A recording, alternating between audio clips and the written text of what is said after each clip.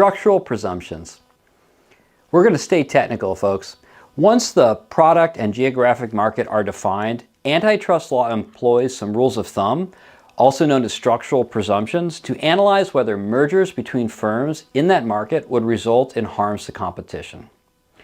The most often cited structural presumption is based on a measure of market concentration called the Hirschman Index, or HHI.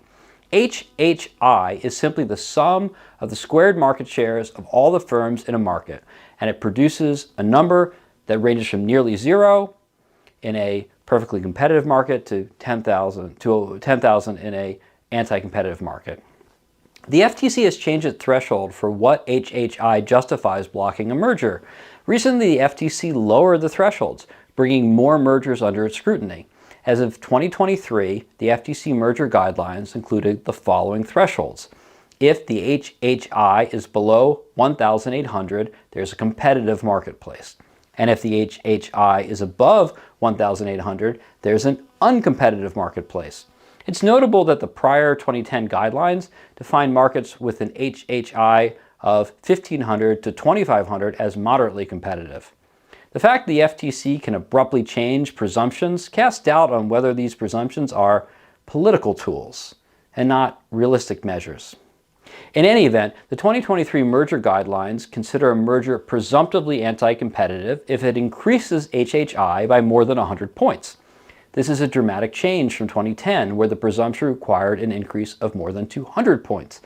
Obviously, the FTC is attempting to put more mergers under scrutiny by lowering the structural presumptions according with its observable activism in blocking mergers. Furthermore, one cannot derive HHI without first defining what is the relevant market in product and geography. So this number is not as ironclad as it seems. You get different results by defining the market differently. Let me give you an example, and yes, there's some math here.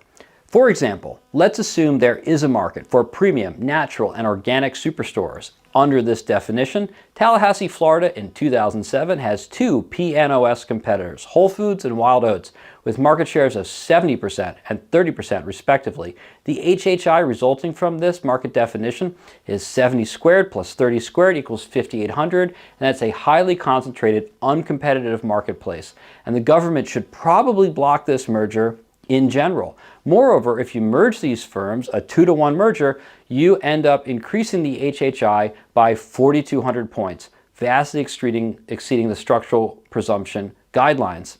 However, what if PNOS is the wrong definition? Because there is no such thing as a premium natural organic superstore, and people are going to Target to buy their organic milk.